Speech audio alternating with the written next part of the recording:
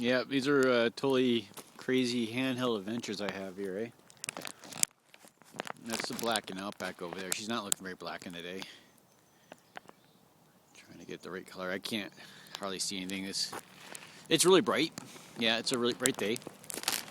I'm actually having some Tostitos, and this is not it's not like a what do you call it, a sponsorship shot? Yeah, this is my sponsorship shot. I have no idea what I'm going to say when I start my videos. I'm just starting up with this today. Yeah, I was going to stay at home and work on websites and stuff like this, but I was doing stuff yesterday, and you got to get out at least once a day, right? Or once a week. And I haven't been out since last week. And these are my days off. And the father guy just gives me, he always says, Johnny, it's time to go out there and be you. I'm like, okay, sure, I'll be me. Yeah, this is the only reason I'm here anyway, is to be outside and walking around. I've always been like this ever since a kid. This far away and distant kind of guy. And yeah, I'm far away and I'm distant, and here I am, out here being far away and distant. Yeah. Well, if you're going to do something with your time, or you're going to bide it, and you want to be far away and distant, you might as well just be far away and distant. But, try to keep contact as well, in which, this Facebook place is really helping out with this part, because I just log in when I need to, talk to people that are on live, it's all kicking. Really don't need a phone, because the Facebook is, gives me all the communication I have. I'm all about pictures and stuff. But look, we're walking over here, and Black and Outback's parked over there. People are crossing the tracks right there. That's Mount Rundle in the background. We're going to see that really huge. But we're going to go.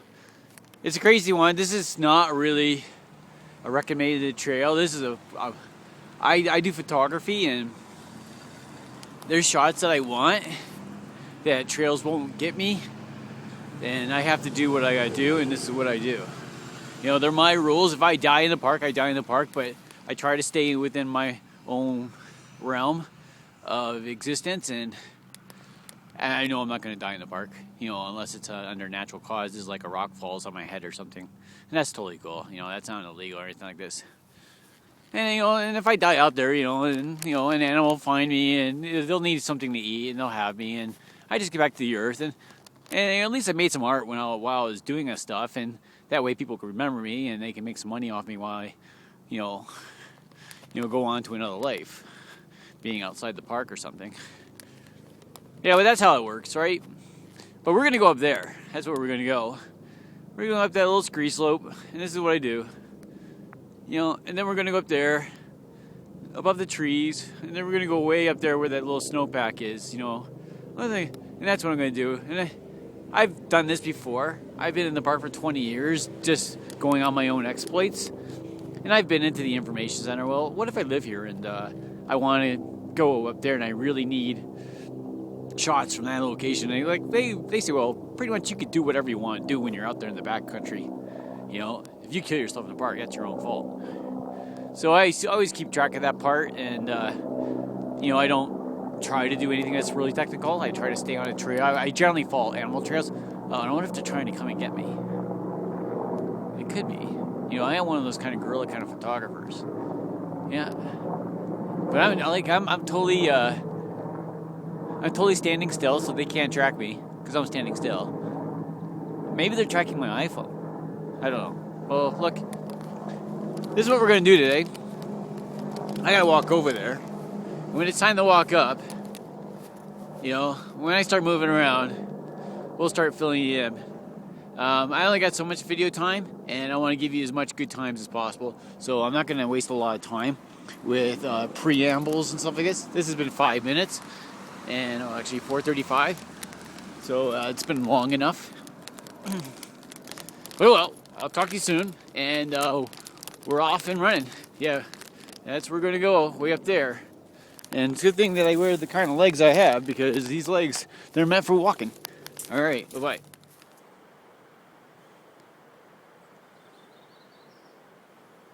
Just stopping for a little bit and listening to the nature.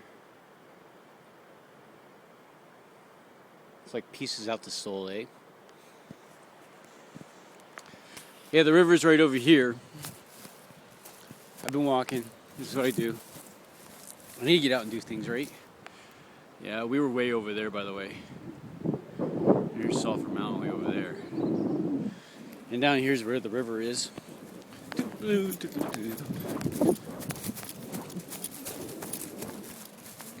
Yeah, right here. There's some like droppings on the ground.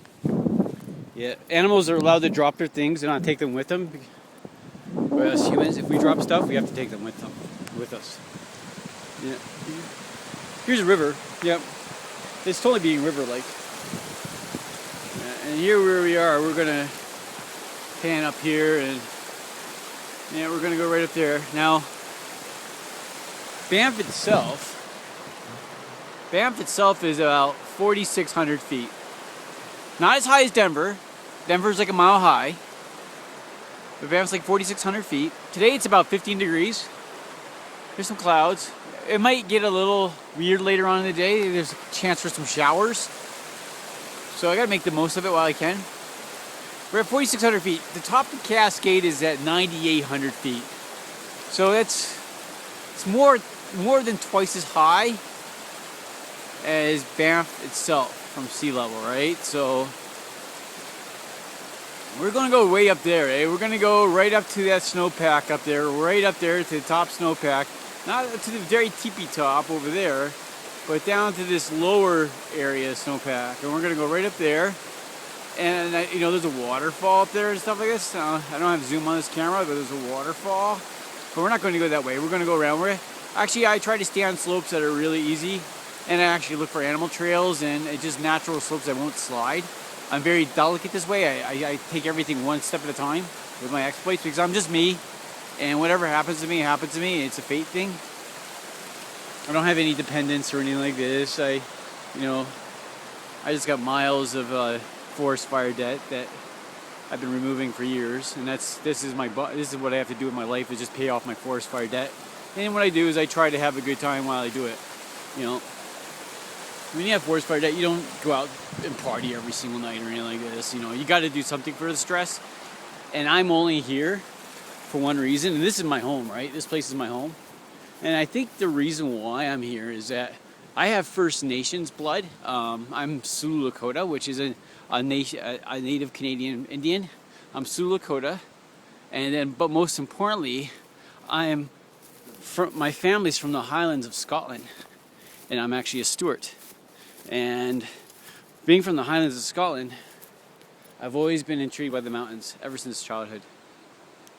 And no one ever in my family lived in the mountains, and I found it quite odd. And I really didn't know very much about my family heritage.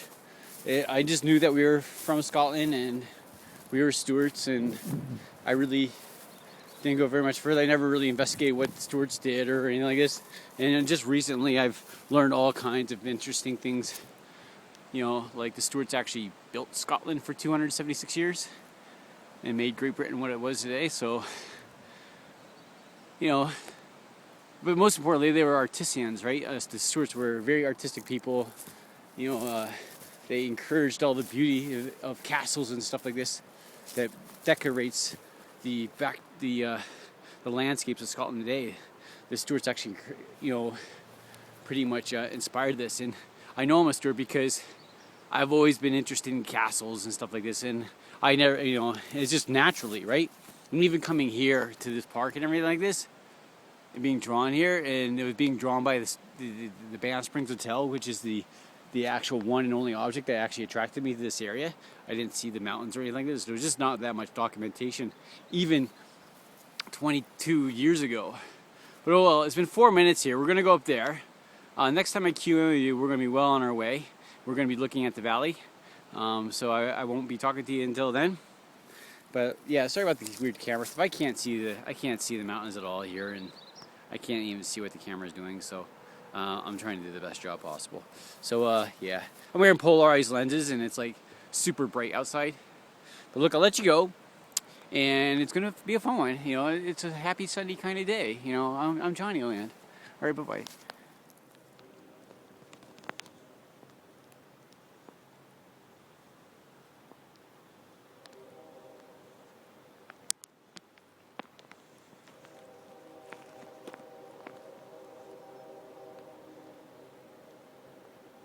kind of like, I think it sounds like a train.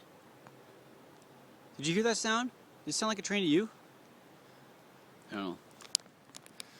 Yeah, this is a really cool road. A lot of horsey people. I call them horsey people. They like their horses, and horses are cool. I was riding one. I rode a horse on this trail. It was kind of hilarious, but I survived. Yeah, barely, but I survived. We went jumping and running and everything through the trees, and it was kind of crazy, you know. It's kind of epic on the back of a horse that's like 10 times larger than you are. Yeah, I don't know if they're actually 10 times. What's a horse? 1,800 pounds?